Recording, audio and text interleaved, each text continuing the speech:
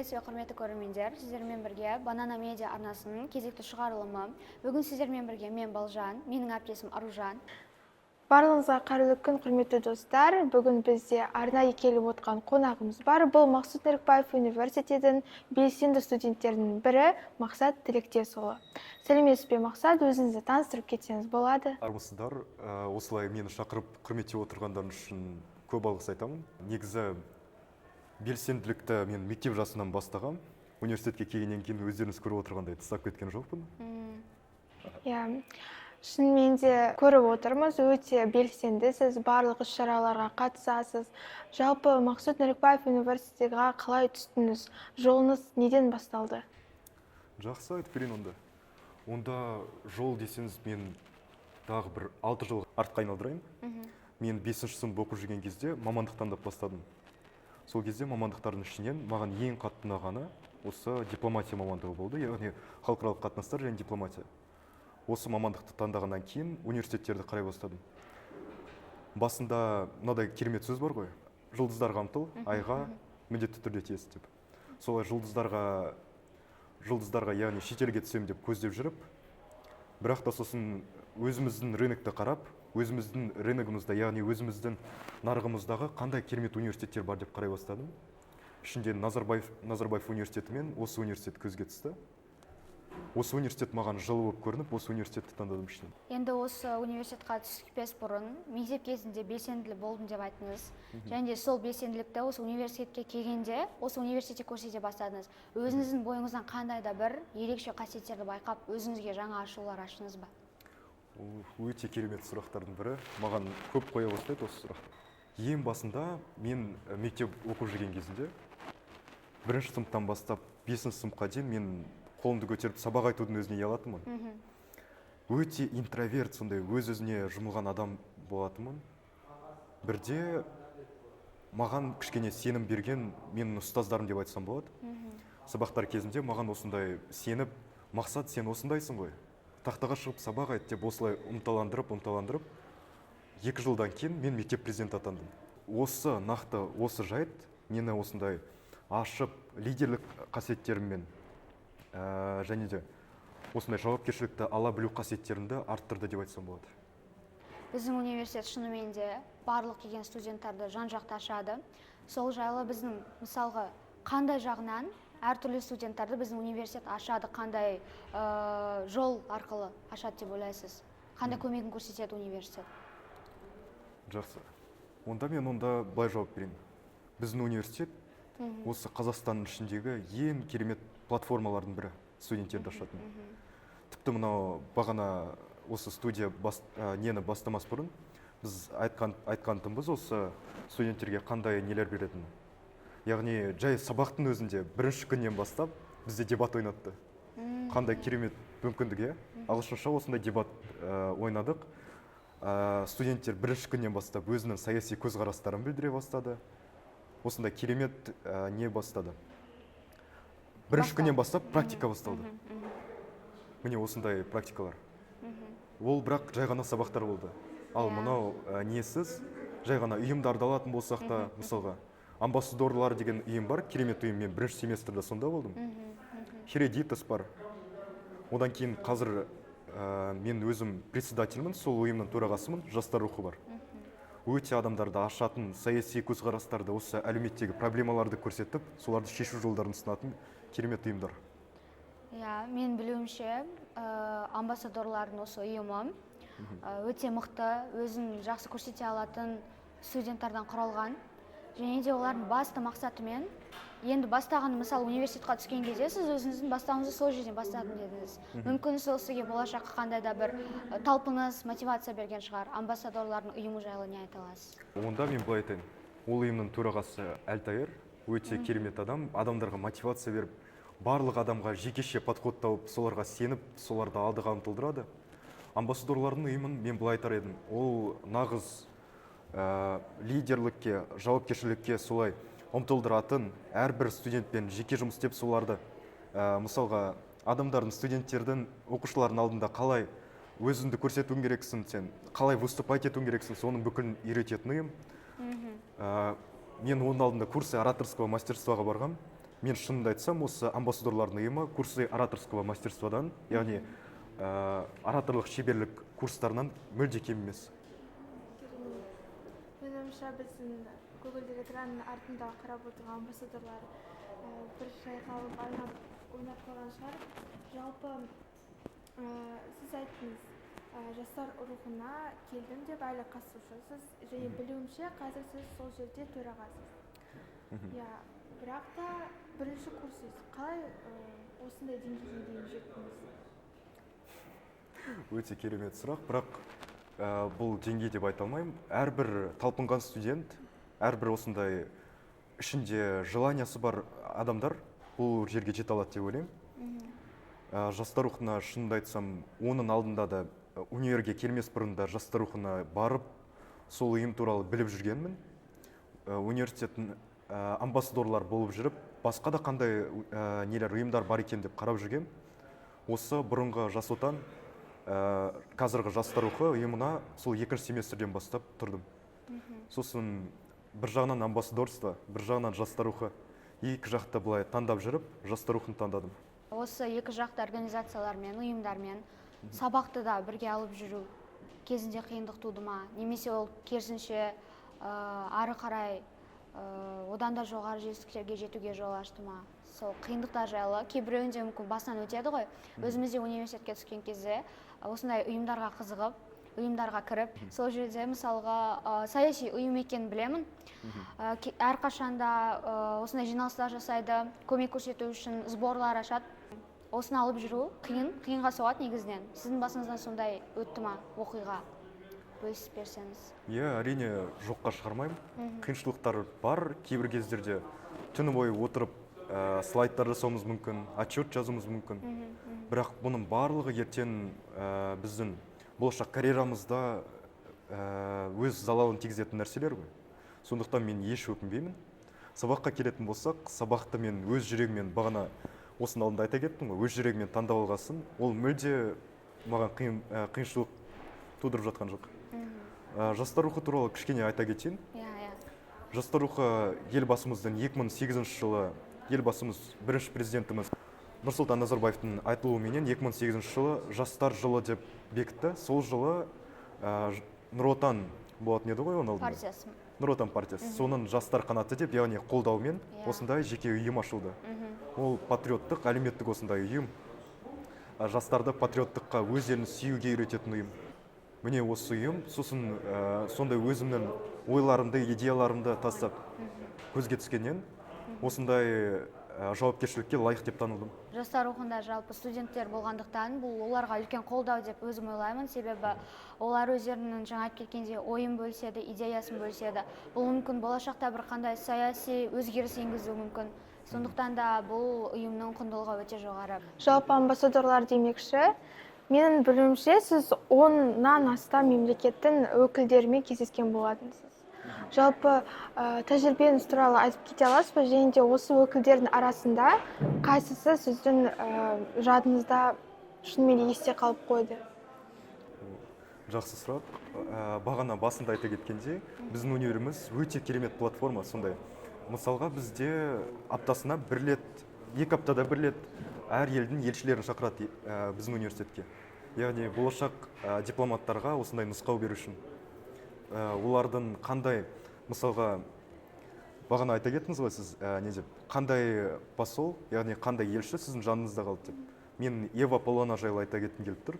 Ева Полона ол кісі жақында кездестік тағы да. Ол кісі Швеция елінің елшісі. Өте керемет өзінің басқаша ойлау қабілеттерімен көзге түскен елшілердің бірі. Ол кісі біраз идеялар тастады, Швеция жайлы айтып берді. Өзінің елшілігіне жақында көріп, сол жерде экскурсия көрсетуге шақырды. Қандай жұмыстар жүріп жатыр. Вот, көрдіңіздер ме, осы платформа біздің университетіміздің басқа университеттерден немесе басқа да жерлерден оқу орындарынан айырмашылығын көрсетеді. Яғни сіздер жай ғана теоретиктер емес, кітапты оқып қайтып кеп бізге көрсете салатын адамдар емес, кәдімгі теоретиктер кеп бізге сабақ береді. Тіпті білуімше Австрияның елшісі біздің университетте профессор. Тәлім беріп жүр. Одан бөлек біздің университетіміз жайлы айта кетсем, сіздерге де сабақ береді ғой Асхат Аймағамбетов, бұрынғы білім министрі, қазіргі парламентіміздің мәжіліс депутаты. Көрдіңіздер ме, кәдімгідей практиктар бізге сабақ беріп жүр.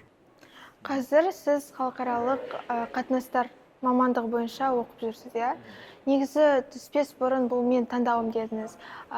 Бір қорқыныш болған жоқ па? Мен 4 жылдан кейінін универді тәмамдаған соң жұмыс таба алмаймын деген себебі қазір сондай актуалды мәселе бар біздің қоғамда. Қазір қоғамда үшкір мәселелердің бірі деп айтсақ болады оны. Жыл сайын біздің сыртқы істер министрлігінде 80-ақ орын босайды екен. Ненің айтуы бойынша, статистиканы айтуы бойынша. Бірақ бітіріп шығатындардың саны 2500-ден көп. Мен де осы жайлы біраз ойландым. Неге бұл сенікі ма, шын жүрегімен таңдадым ба деген сұрақтар мені көп мазалады.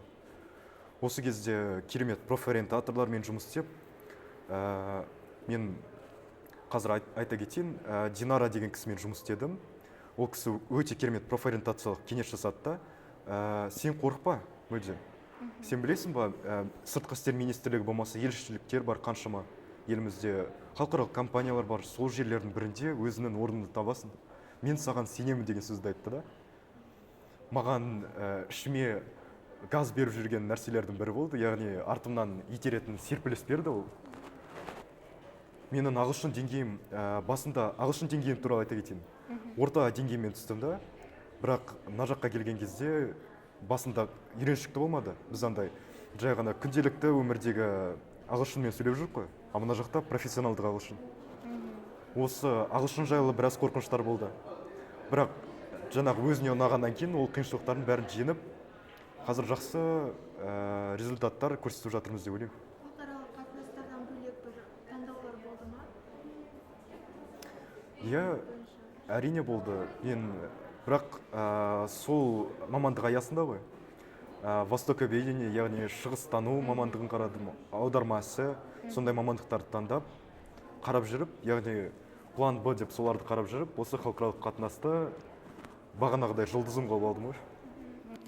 Бірақ мен ойымша сіздің таңдауыңыз бекер болған жоқ, себебі біздің университет, Мақсұт Нұрекбаев университеті, жалпы атамекен статистикасы бойынша 92% түлектеріміздің бәрі жұмыс бойынша қамтылады екен.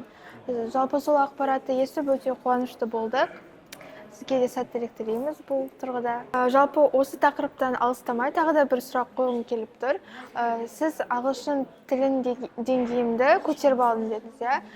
Жалпы білуімше сіздерде тағы да мүмкіндіктер бар басқа тілдерді үйренуге. Сондай мүмкіндікті сіз қолданып жатырсыз ба? Қандай тілді мүмкін үйреніп жатырсыз? Иә, маған өте көп қойылатын сұрақтардың бірі. Басында сұрайды, қандай мамандық сенде деп? Халықаралық қатынастар және дипломатия. Ал екінші тіл таңдадың ба деп сұрайды сол кезде. Кішігірім стереотип, иә?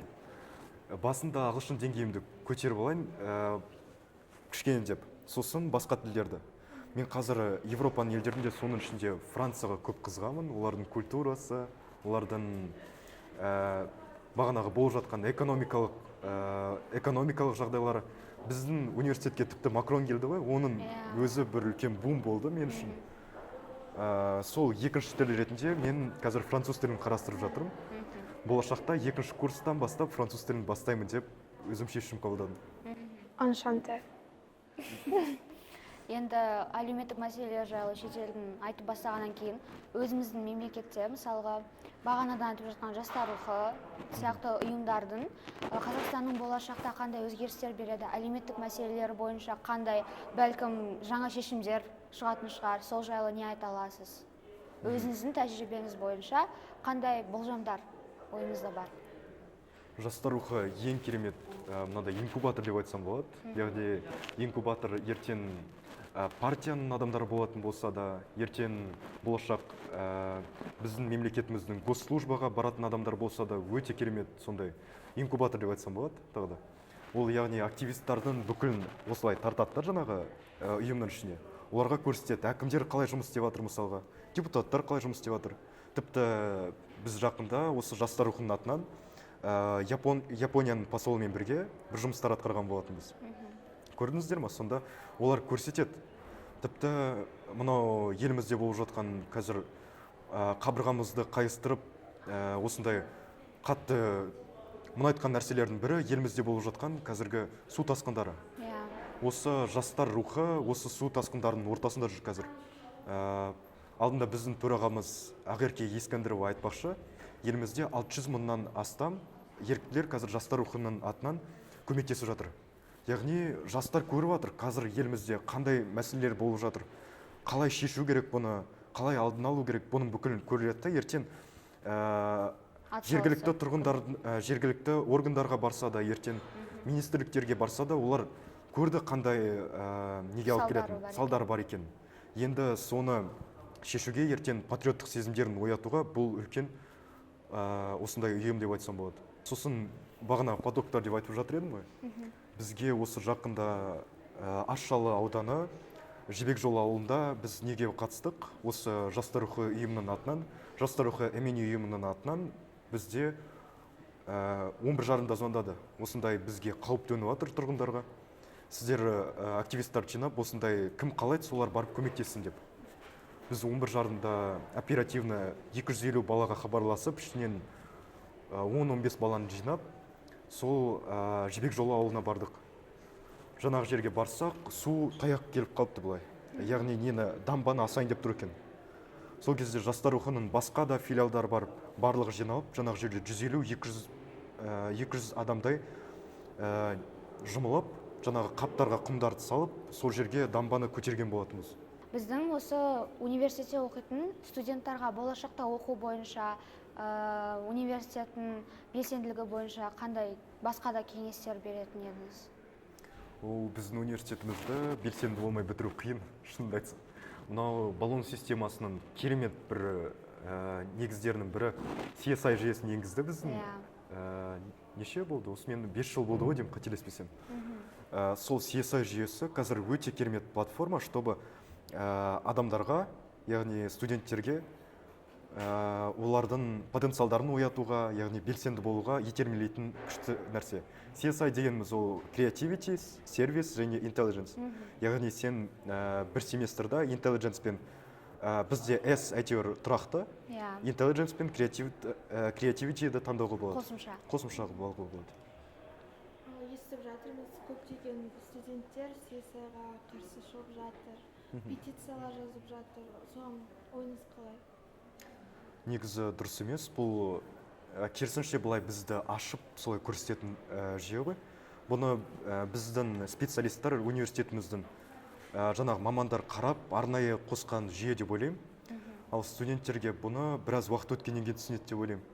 Өйткені көріп отырсыздар ғой, мысалға амбассадорлар, ораторлық клубы, жастар рухы осындай әлеуметтік ұйым, мысалға Хередитас деген бар, ол жерде тарихшылар жаңағы саяси көзқарастарды бөлісетін жер, сондай жерлерге барып, жаңағы ұйымдарға кіріп, жаңағы қызығушылықтарды оятатын керемет жүйе деп ойлаймын бұны. Осы тұрғыда Асхат Аймағамбетовтің сөзі есіме түсіп кетті, CSI туралы. Шынымен де жалпы біздің университет жай ғана өзінің мамандығы бойынша тәмамдаған студенттерді шығарып қана қоймай, үлкен өмірге қадам баса алатын және де кез келген мәселелермен төтеп бере алатын, күресе алатын мамандарды дайындайды деп айтқан болатын. Және де мен толықтай келісемін осы тұрғыда. Және де CSI жайлы қоса кетейін. Мысалға CSI деген жүйе бір жағынан сіздерге көрсетеді, сабақ ол яғни тұрақты түрде, ал сіздің жеке өміріңізде жаңа хоббилар, жаңа жайттар, мысалға дебат клубы бар бізде. Сол клубтарға кіріп, өзін жаңа қырынан көруге көмектеседі деп ойлаймын. Мысалға амбассадорлар бар, кейбір интроверт балаларды ашып жүрген. Мысалға мен жақын достарым бар, оларды Мадияр деген досым бар, мысалға басында келген кезде өте ұялшақ болатын. Қазіргі мен оны бет салыстырғанда бөлде 2 адам. Яғни ашып қазір жақында неге барып келді? Қарағандыға барып келді ғой деймін, шатаспасам. Сол кезде Атырауға барып келді. Жаңағы жерді қарасам, толы актив залдың алдында сөйлеп тұр. Жаңағы ұялып келген баланы қандай басып жерді. Осы елшілерге барып ұсыныс тастау тәжірибеңіз болды ма? Мүмкін қазір жастар рухында барсыз ғой, және де білуімше, осы универдің қабырғасында тағы да бір ұйымдарды ашуға ойыңыз бар. Сондағы универ сондай мүмкіндіктер беріп тұрғанда ой болады ғой неге барып айтпасқа, иә, мысалы бір ұсыныстар жасап деген сияқты. Жақсы. Иә, қазір біз басқа бір ұйымды ашуға қарап жатырмыз қазір достарымызбен бірге. Бірақ жастар рухын бірге алып жүретін ойым бар ары қарай. Жастар рухы ол әлеуметтік, патриоттық не болатын болса, біз басқа бағытта кішкене білім жағына сондай ұйымды ашатын ойымыз бар қазір. Ал елшілерге байланысты сұрағыңыз, ұсыныстарым болды әрине. Япония елшісі мысалға, ол кісі де бізді неге шақырды? Жастар рухы ұйымын мысалға Жапония елшісінің резиденциясына барып, соны көруді, ары қарай сонда жалғастыруды, біздің әңгімелеріміз сонда шақырды мысалға. Сонда да отырып, керемет дискуссиялар жасаған болатынбыз. Одан бөлек Алжир елшісінің резиденциясында болдық. Ол жерде бір біздің студентіміздің проблемасын шешкен болатынбыз. Менің досым бар, және де ұйымда біргеміз мысалға. Бір ойдағы бір досым бар, сол екеуміз барып, жаңағы Алжир елшілігіне барып, жаңағы қыздың мәселелерін шешіп берген болатынбыз. Ол кісімен сөзге осылай келе, ол кісі бізді солардың елшілігінде, тіпті біздің студенттерге сол елшілікте практикадан өтуге шақырды, бізді де шақырды сол жерге. Бұл тағы да керемет мүмкіндік біздің универдің. Мысалға, сосын тіпті біздің Қазақстанның студенттеріне бола 80 грант ашты. Бағана біз ақылдасып жаңағы кісімен келген кезде. Вот, көрдіңіздер ме, қандай үлкен мүмкіндік. CSI ғана емес, өзіңді дамытуға деген орта бұл. Иә, енді экранның ар жағында бәлкім біздің университетке қызығатын, енді осында студент болып түсетін бәлкім оқушылар бар шығар. Біз жалпы өзіміздің университетіміз жайлы сипатын беріп кеттік. Қандай болашақта әсерін тигізеді, қалай бізді болашаққа дайындайды, қандай мамандарды дайындайды деген. Және де болашақта енді осы бізге дайындалып түсетін оқушыларға, болашақ студенттерге қандай кеңес, қандай мотивация мүмкін бере аласыз, соны айтып кетсеңіз. Жақсы. Ең біріншіден біздің университет таңдағаннан кейін қорықпаңыздар. Алдыға деген іштеріңіздегі отты жағуға көмектеседі. Өздеріңіздің оттарыңыз бар ғой? Сол оттарыңызды біздің университет ары қарай жағуға, осылай қорықпауға үйретеді. Бірақ сіздер өздеріңізде қорықпай, басынан келе салысымен активны болып, мұғалімдердің көздеріне түсіңіздер. Осылай сабақтардың үстінде, бағанағы CSI жүйесіндегі ұйымдардың көздеріне түсіңіздер. Сонда егер солай көзге түсіп не істеп алсаңыздар, ертең өздеріңізге жақсы болады да ол. Жалпы осы айтатын. Жалпы біздің университетке байланысты өте көп стереотиптер бар. Мысалы, бұл Мақсұт Нүріпбаев университеті, Казгю кезіндегі тек қана байлар оқитын жер деген сияқты. Сіз осы туралы қандай пікір айта аласыз? Иә, өте көп еститін нелердің стереотиптардың бірі қазіргі әлеуметімізде. Мен айтайын, мен өзім қарапайым ауылдан шыққан, қарапайым отбасыдан шыққан адаммын. Негізі, егер білім мен алдыға деген ұмтылыс болса, яғни желание болса, бұл өмірде жете алмайтын не жоқ, шын жоқ. Сондықтан егер өздеріңіздің мақсаттарыңыз болатын болса, өздеріңіздің желанияларыңыз болатын болса, біздің университетке есік ашық. Бірақ та тағы айта кететін жайт, біздің университетте ешқандай андай мақсатсыз, несіз, ішіндегі отсыз сабақтарды жауып, көп 4-ші курсқа дейін аяқтау өте қиын. Білуімше статистикада бар, иә, егер де 100% студенттер түссе, оның 48% ғана бітіреді деген. Иә. Жақсы, онда біздің экранның сыртында отырған абитуриенттер, болашақ студенттерге бұл ақпараттар пайдалы болды деген үміттеміз. Сөзімізді, ойымызды қорытындылау үшін өзіміздің қонағымызға сөз берсек. Жақсы. Мынау сіздер шақырғандарыңыз үшін ең біріншіден көп алғыс айтамын. Бұл каналдарыңыз сіздерге біріншіден тәжірибе, екіншіден бұл ертең кәсіби маман жолында үлкен ертең портфолиоларыңызға не деп ойлаймын. Сосын кәсіби мамандықтарыңызға ертең болашақта толғай сәттілік тілеймін. Осылай белестерді асып, ала жазса ертең осылай сіздер үлкен журналист болып, мен үлкен әлеуметтік тұлға болып, сол жақта кездесейік. Барлық сұрақтарымызға жауап алдық деген ойдамыз. Сізге де келгеніңізге көп рахмет. Бізде шақырғанымызға қуаныштымыз. Келесі бөлімде кездескенше барлықтарыңызға рахмет. Сау саламатта болыңыздар.